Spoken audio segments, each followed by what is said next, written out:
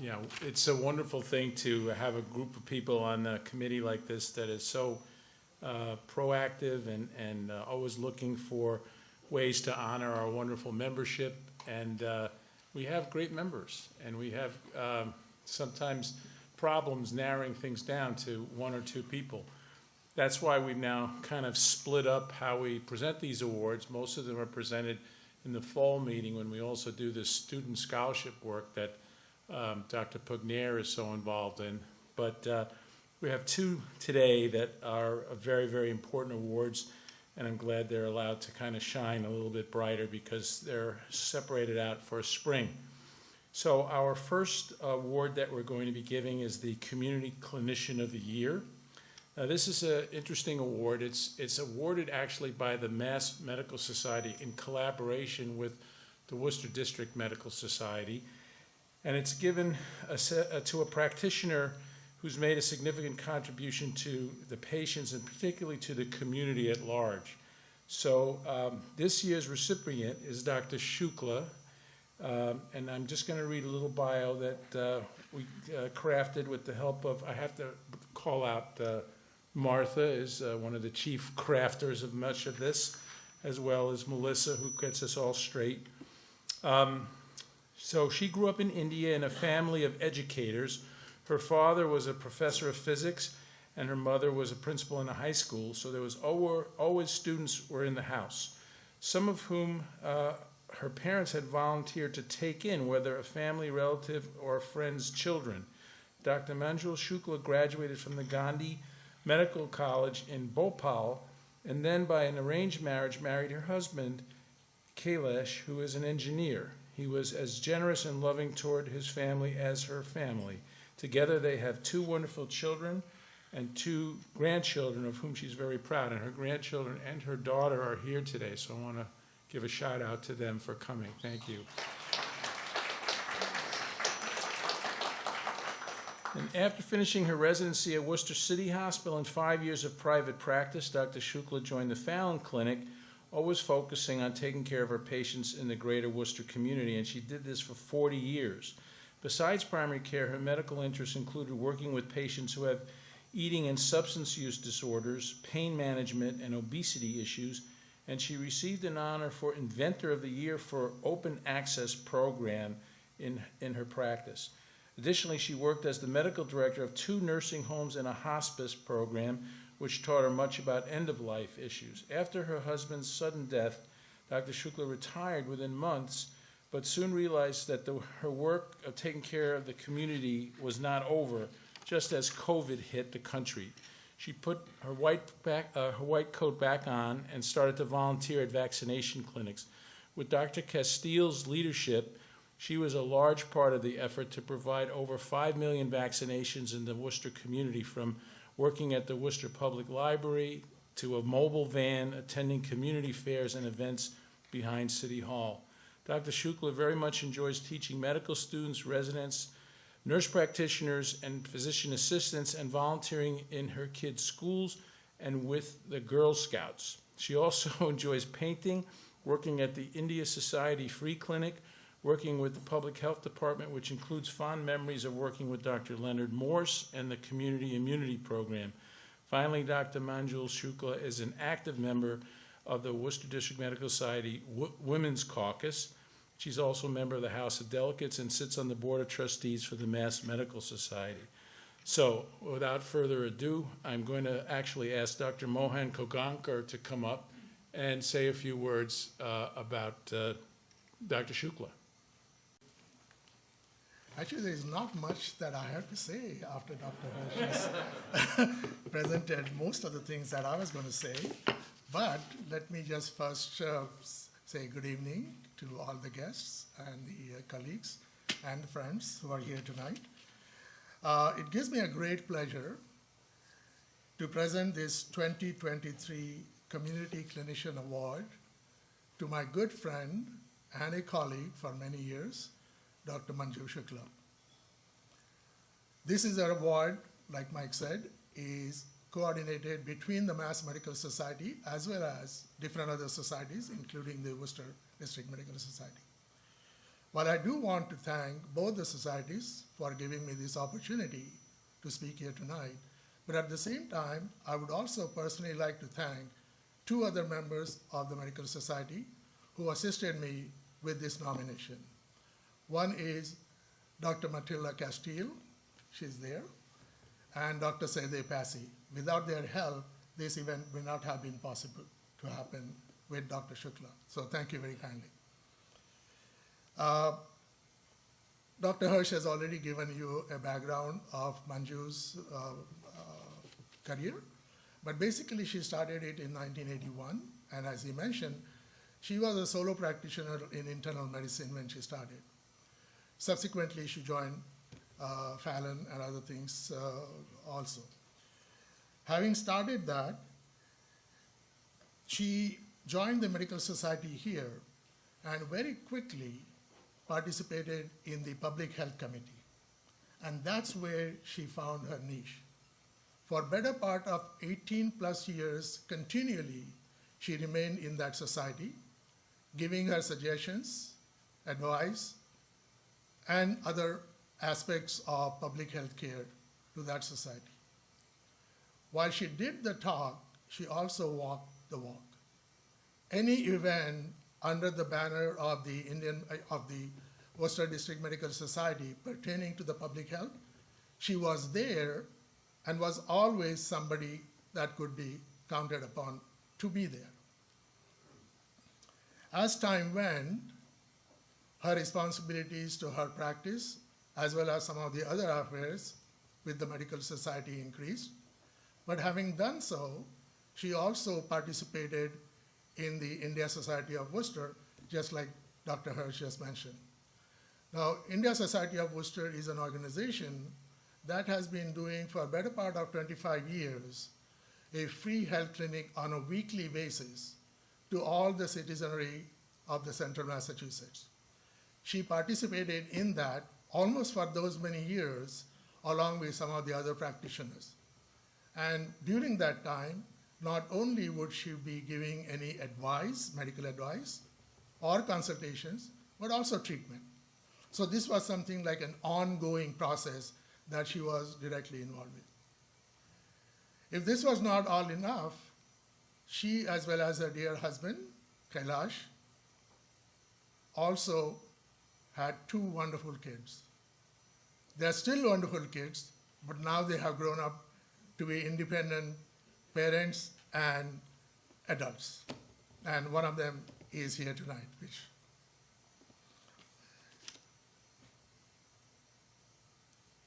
And then came COVID.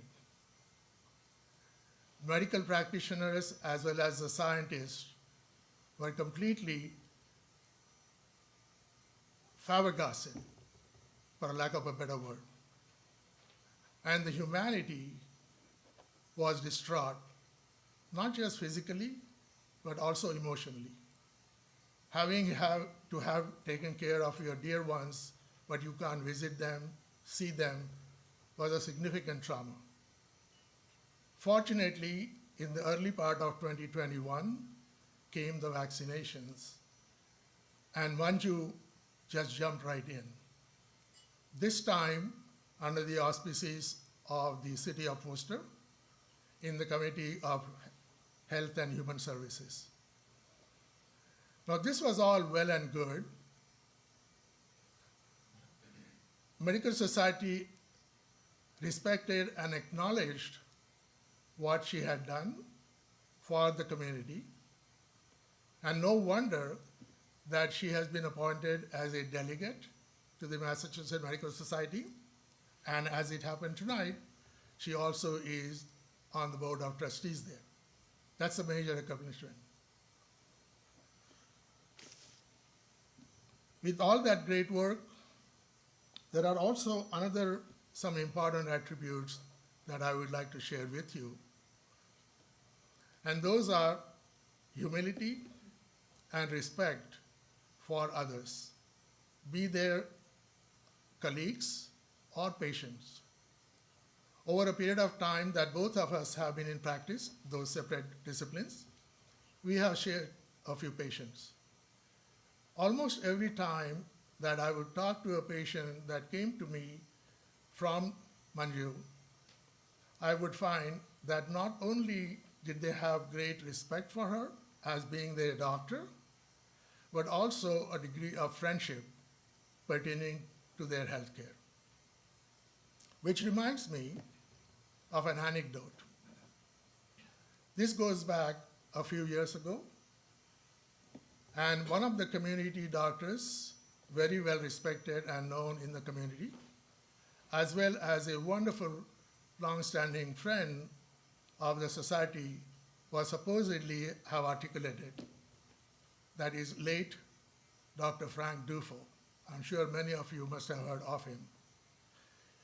He was supposed to have said to his junior colleagues, as well as to the younger generation of doctors, quote, "Doctors don't have patients. Patients have their doctors," end of quote. In my humble opinion, Dr. Manjul Shukla epitomizes that community clinician of Worcester. Thank you for your attendance.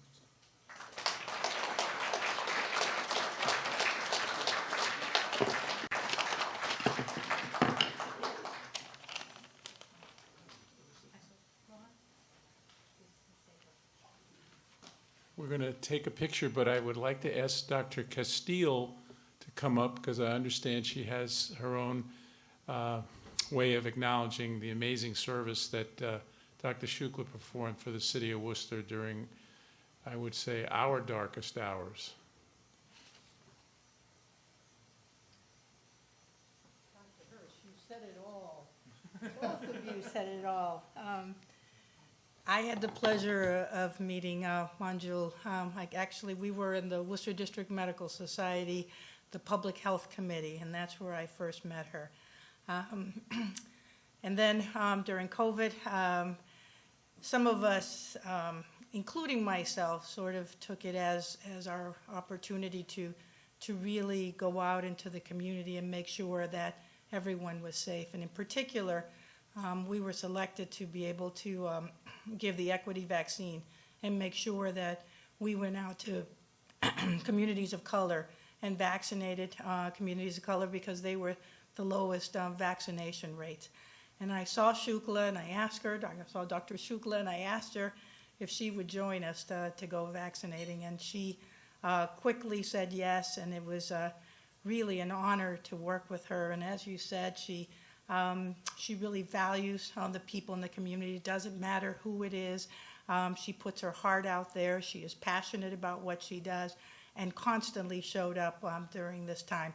And while she showed up, she brought all the staff people cookies, food, everything to keep us alive. So it was truly a pleasure to work with her. Our numbers in communities of color are pretty close to the white community, and that is from all the effort that our people, which I am so grateful to all the people who are saying so many nice things about me. I just can't, it's overwhelming. When I retired and my daughter was thrilled that I was going to be helping out with the kids with the COVID, so it's in big part thanks to her. She allowed me to take some of that time away. Even my granddaughter said, "Nani, we thought you retired so you could spend time with us. Why are you going?" And then she's very smart, and she said, "You must love your work." And yes, I did. Every moment I did, and I thought that at this time with the COVID, even if I'm doing just a little one drop in the ocean, it might help and it might have the butterfly effect to others. So thank you so much.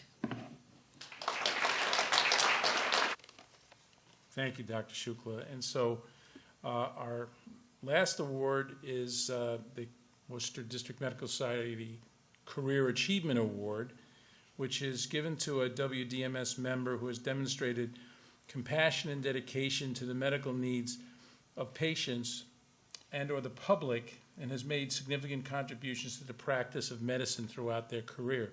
And I want to mention that Dr. Fulmer, Hugh Fulmer is our honoree, was actually the first UMass physician to join the Worcester District Medical Society. So for that alone, he deserves a round of applause.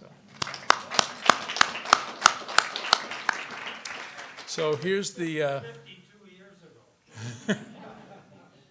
Pretty good. 52 years if you didn't hear that. I'll keep my introduction brief, but this, you've done a lot of things, Dr. Fulmer. So he hails from Syracuse, New York, and he came from a long line of Syracuse Medical School graduates. His grandfather having graduated in 1888 and his father in 1917.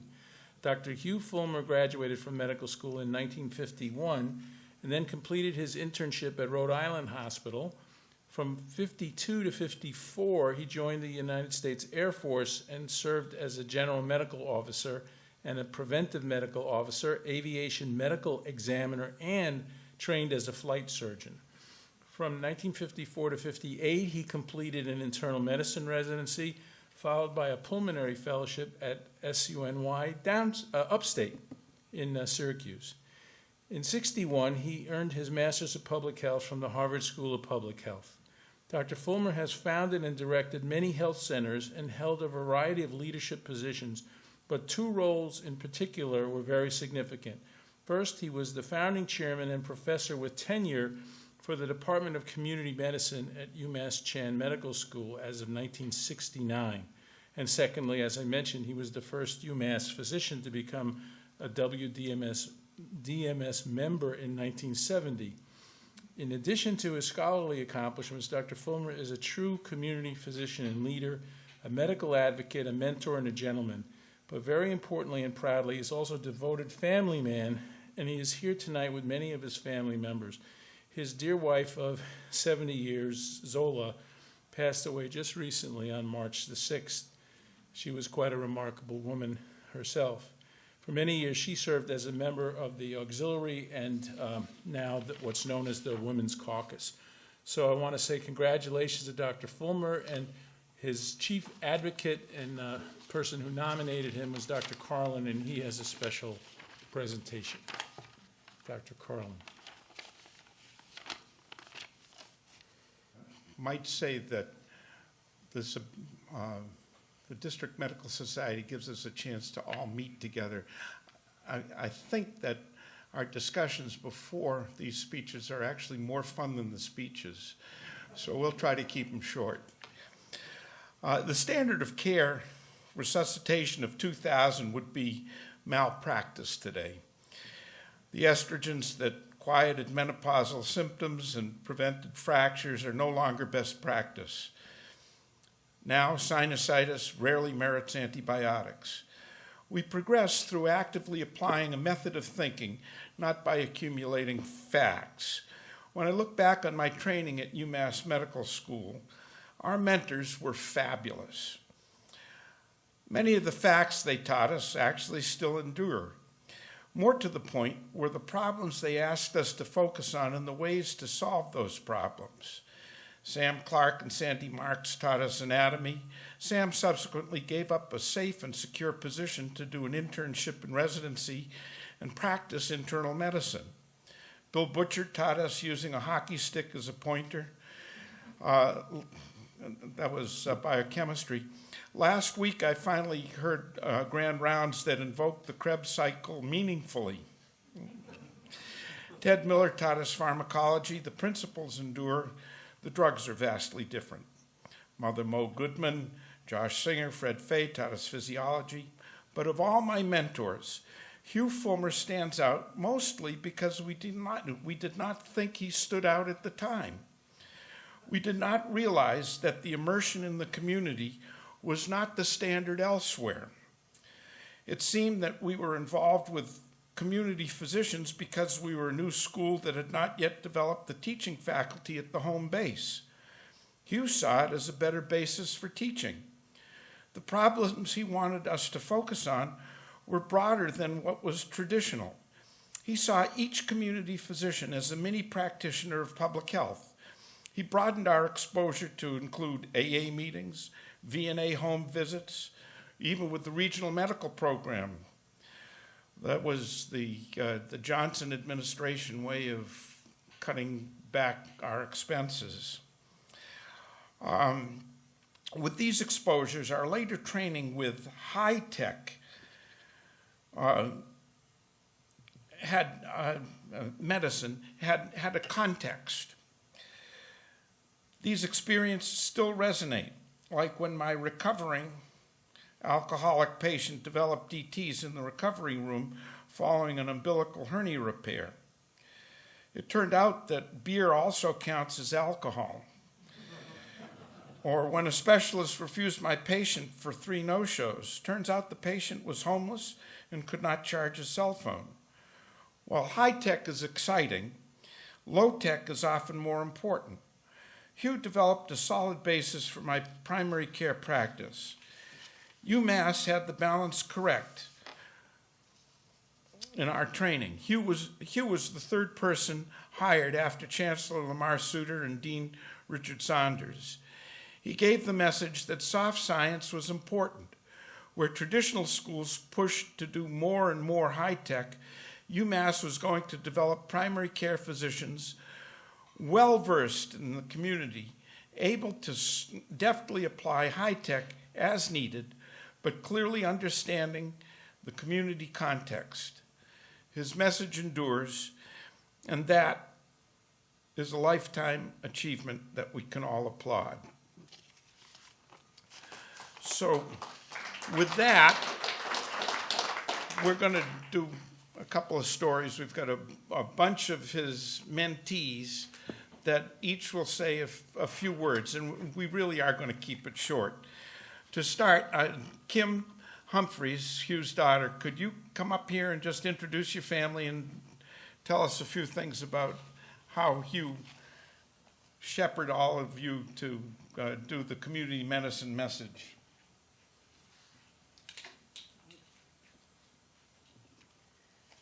So I got the job of introducing my family, and so I'm Kim Fulmer Humphrey, and I'm Hugh Fulmer's daughter, and like him, I have a master's in public health, and my brother Scott Fulmer and we both use the community approach in our work. I use mine in the disability community. I founded an organization called Community Connect Maine. I'm from Maine. And Scott has, for example, used it with lobster fishermen, where the lobster fishermen participated in finding solutions to healthcare problems that they had by being a lobsterman. And he got his degree, his doctorate degree, from the University of Massachusetts Lowell. And then Jim, my brother Jim Fulmer, is a hospitalist. He's here from Jacksonville, Florida, and he went to UMass, class of 1983. And one of my favorite traits of my dad is his sense of humor, and that's strong in Jim. And they're both cartoonists, and I enjoy Jim's cartoons on Instagram, Dr. Wars Games. And I see traits in my daughter of compassion that are like my dad. She's the director of National Disability Coalition, Disability Mentoring Coalition of Partners of Youth with Disability.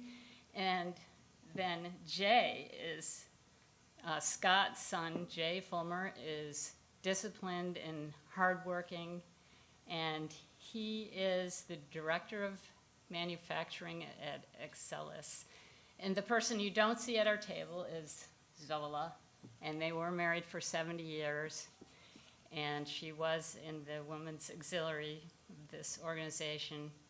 She always supported my dad, and I know she's with it, celebrating here tonight in spirit.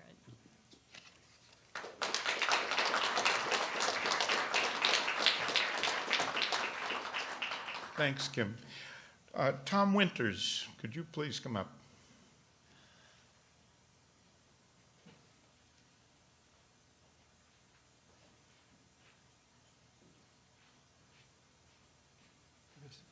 Yeah, great to be back in Worcester. Haven't been here for a while. I work mostly in Boston. I'm another mentee. Hugh kind of guided me through two parts of my career and helped me build a occupational environmental medicine program that I'm still working in presently. So I've finished an internal medicine residency, infectious disease fellowship, and then joined UMass in the general internal medicine department.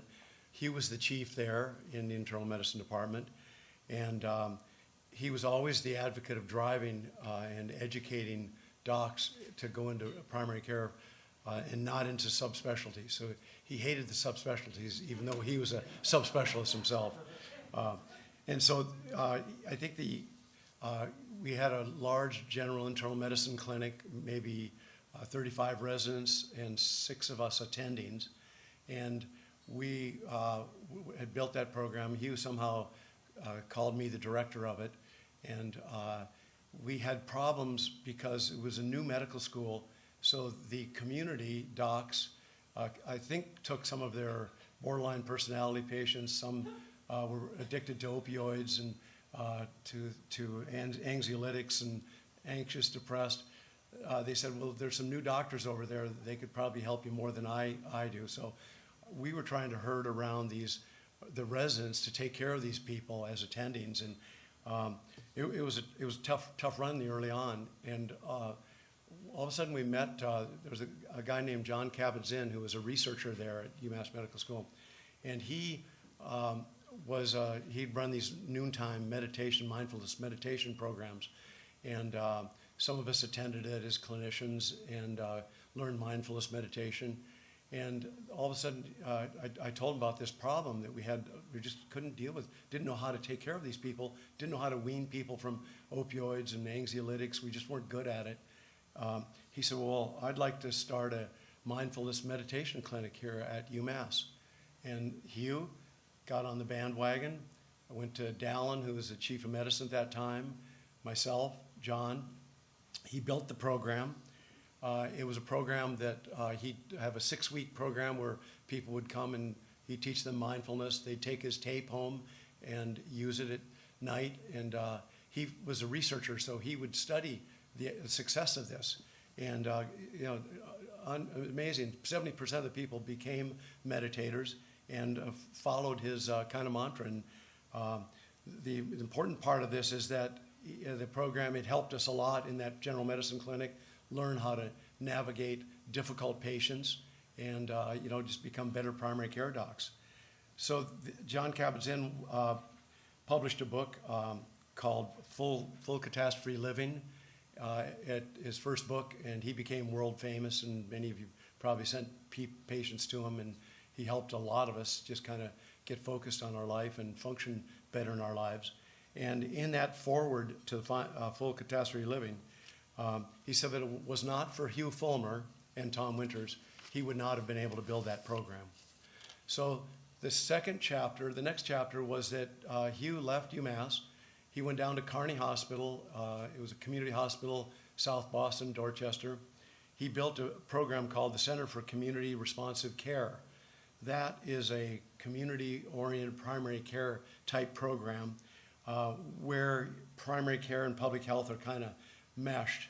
And it's population medicine pretty much at its best.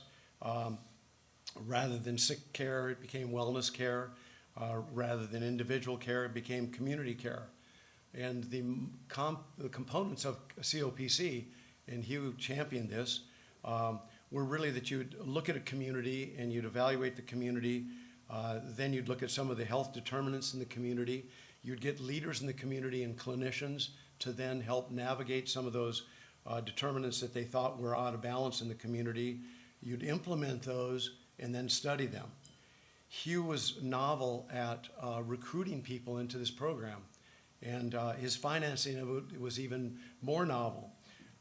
He built the program. He recruited nurses, nutritionists, social workers, doctors, and at one point I think he had 5 or 6 graduate students per year in the program.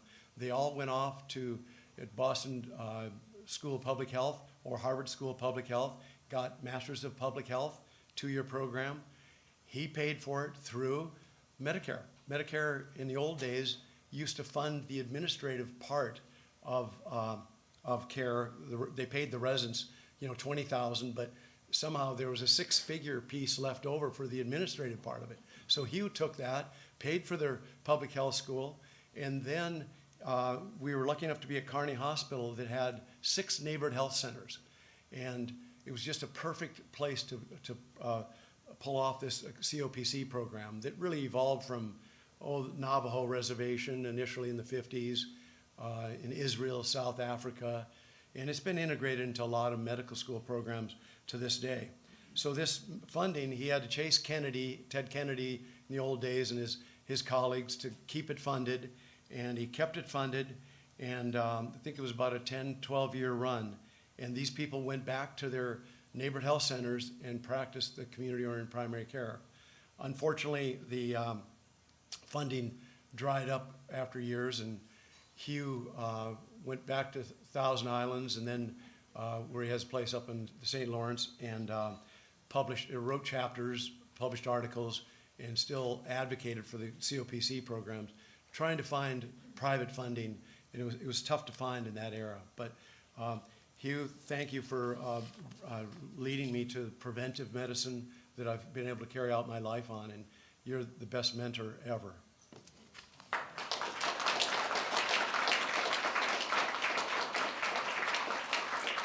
Thank you, Tom.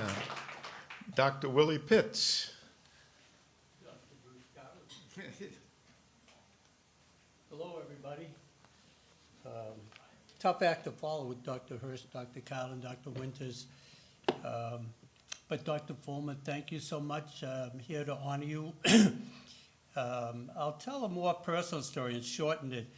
But my main point to leave you with is Hugh did understand the early introduction of community medicine and the continued, repeated introduction throughout medical education has a powerful influence. It really led me towards primary care. I came to Worcester in '72, and we had all the basic sciences that Bruce described, but the first thing that really excited me was doing a primary care preceptorship right down the street at the Fallon Clinic with Dr. Massarelli, rest his soul. And we got to learn about insurance and the organization of a group practice and hospitals and interactions between doctors and hospitals. And then during my second and third years, I was able to get summer jobs through the connections with Dr. Fulmer. I did some epidemiology and record reviews. There was a cluster of Hodgkin's cases in Athol. The next summer, I worked with Bob Lee, another classmate of mine, and we tried to develop a pamphlet, a questionnaire to help smoking cessation, both doctors and patients. Then my senior year, I got to spend 6 weeks in a rotation up in Leominster with Dr. Goldman, another awesome primary care solo practice, very dedicated to his community. So one of the opportunities that I owe to Dr. Fulmer is the ability to connect with these community resources, because that really changed my view of medical education, got me out of the basic sciences. And I also, back in the olden days, we were in the Shaw building, so we could drive department to department. We could stop in. There was a Dr. Billy Burke, who was my friend and mentor. And we could talk with Dr. Fulmer, learned about the public health service, Indian health service. I took one of those scholarship commitment programs, get a stipend. We were broke, and that led to doing further internal medicine training, and then a public health, National Health Service Corps service 2 years up in northern New Hampshire, northern exposure, Upper Connecticut Valley Hospital, very small group practice, doing everything, office practice, emergency rooms, assisting in surgery, medical examiner, delivering babies, on and on. I don't know how I could possibly have done it, But I wouldn't have been able to do it without all these connections that came from Dr. Fulmer and community medicine preceptorships.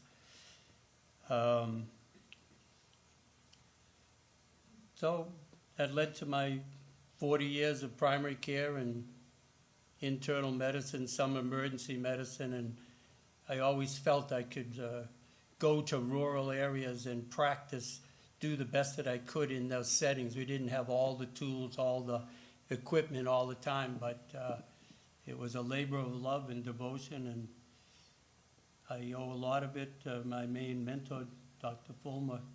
Thank you, God bless you, and I hope you have a good primary care physician for your latter years.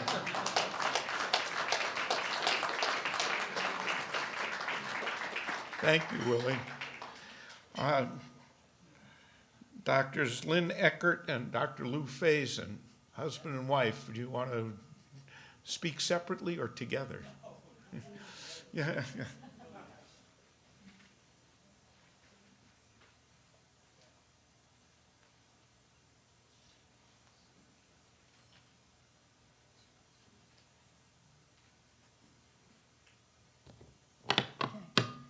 Well, Hugh recruited us to UMass in 1975, and it was to the Department of Family and Community Medicine. And what I think of Hugh as Hugh created a family, and you're all part of it, because he created sort of the roots of primary care, not only in family medicine, in preventive medicine, in internal medicine, in pediatrics, something we believe in and something that the country is now realizing is important. So as we look at the workforce and where we're going in our new workforce, we're going to go back to Hugh's vision of primary care. Thank you. Thank you. Yes, Louis Faison here. Yes, we can't, I think for students and residents, you will always remember the person who hired you for your first job, who took the leap of faith and hired you, and that's Hugh Fulmer for us. And I want to just speak for a second on the vision thing, because Hugh Fulmer is a true visionary. And think of 52 years ago when he was joining the Worcester District Medical Society, he was already talking about how to assess the community for risk factors. Risk factors may have adverse outcomes for the patients, which now today is pretty commonplace, and we call them social determinants of health. So there he was at that time teaching some of us. We were fortunate enough to be with him at that juncture in his life. And just to reiterate the vision part, it's become actually pretty much a status quo today. And I'll just mention finally, when Dr. Ashish Jha flew in from the White House to speak at the speak at the Massachusetts Medical Society about 10 days ago.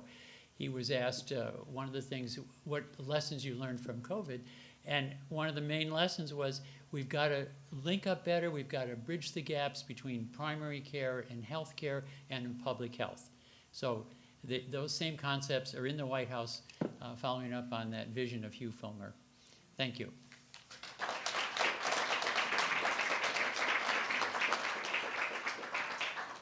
And I would ask Dean Terry Flott to please say a couple of closing words.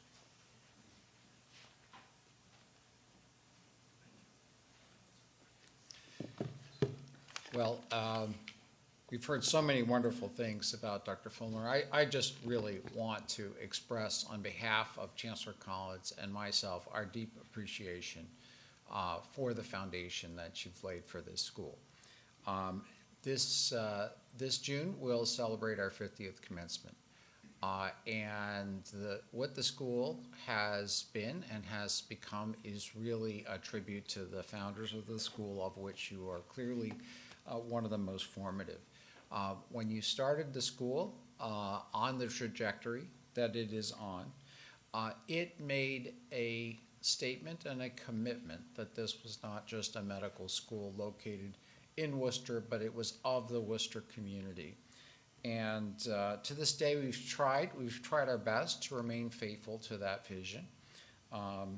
the various successors within the department and within the school leadership itself. And I'm really pleased that in addition to Dr. Eckert, the former chair, that we're joined tonight by our chair of Family Medicine and Community Health here in Worcester, Dr. Diane McKee, and actually also our chair and program director for UMass Bay State Family Medicine and New Department, Bob Baldor, who happens to be related to our keynote speaker.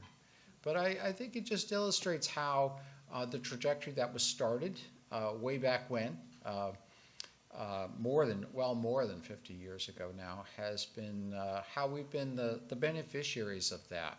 And I say that on behalf of myself, all of our family medicine residents who trained in the community health centers that you helped to establish here, some of those trainees at places like Barry and here in Worcester and in Tri-River in our audience, on our faculty and leadership positions, and also for the next generation. I'm also honored to be joined by 3 of our students who are at the table with me, who I know share the inspiration that we've all felt to what you and your colleagues did when the school was first founded. So congratulations, Dr. Fulmer, and thank you on behalf of all of us at the medical school.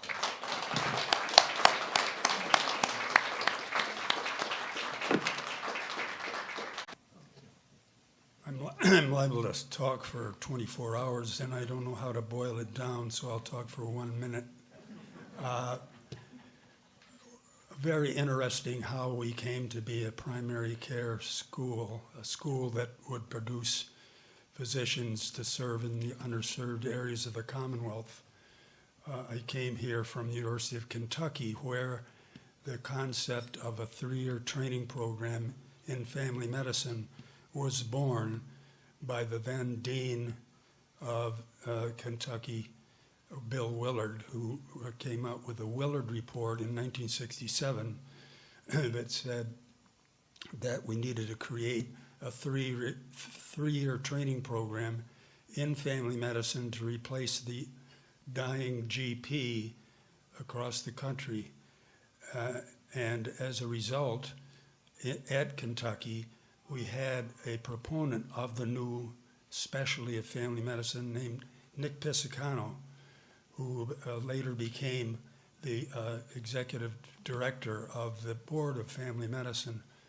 So we worked with him at the University of Kentucky with our Department of Community Medicine. And so when I was offered the opportunity to come here to UMass initially in 1967, but it was postponed because it wasn't clear where the medical school was going to be located, whether it's going to be in Springfield or Worcester. So I actually came in 1969, 1 year before the first class entered, class of 16 students. So all of us were on the admissions committee, and our first class was 16 men. And we heard in the Worcester Telegram that Women's Lib did not like that. So we had to address it as best we could, and it wasn't as best we could because Lamar Suter appointed me the affirmative action officer to try to recruit women. Actually, we only had 5 women applicants, of which we accepted 3, but none of them accepted us, so we got 0, whereas we had about 50 male applicants, and we took the 16. But that was very interesting. Anyway, how we became a primary care-oriented school was that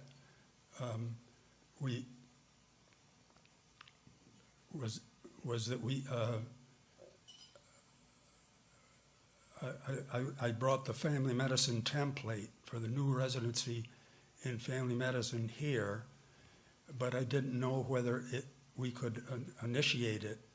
In fact, we had an article in the Worcester Medical News in '69, which concluded with asking, do you think that we should have a residency in family medicine? I recruited then a local family physician, Dick Walton, to join me, and we worked for 3 years to have the family practice residency up and running by the time the first class graduated, which was 1974.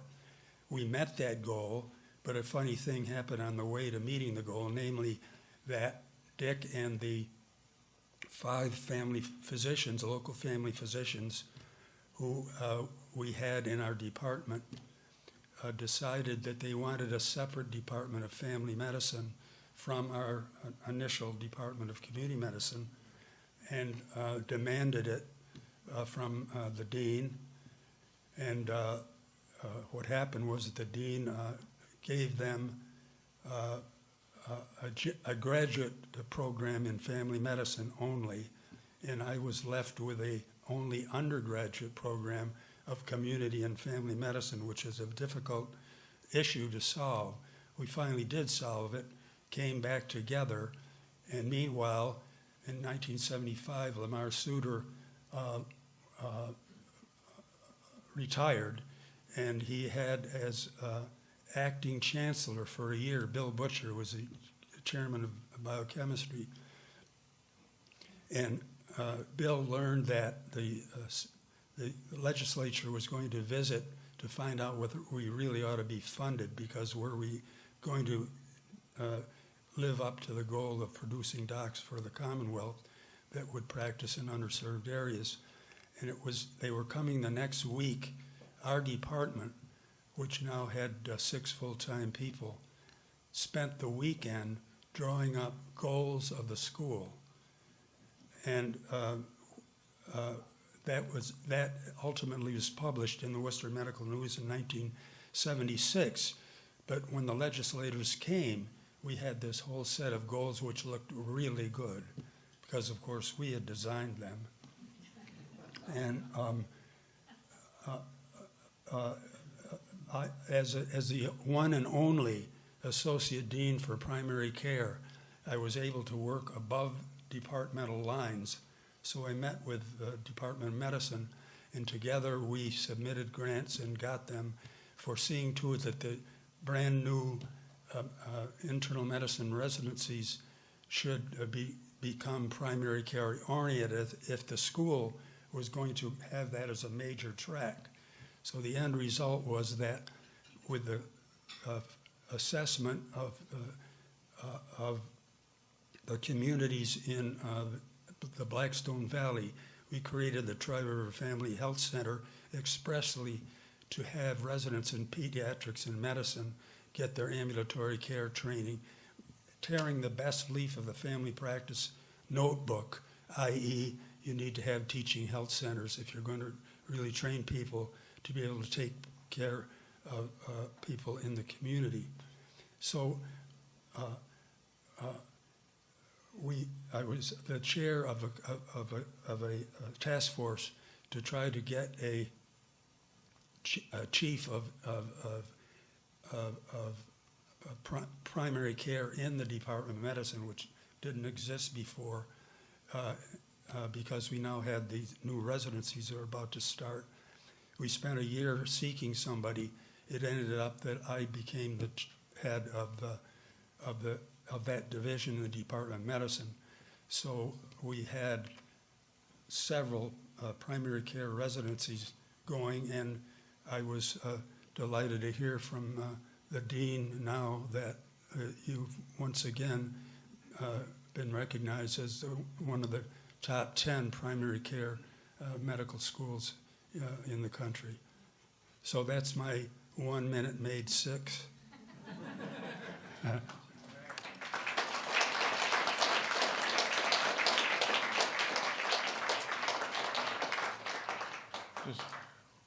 We have as a gift for Hugh, we've got a portrait lined up that he's going to have on his wall for the near future, and then subsequently on the wall at Worcester District Medical Society. That's nice. Thank you.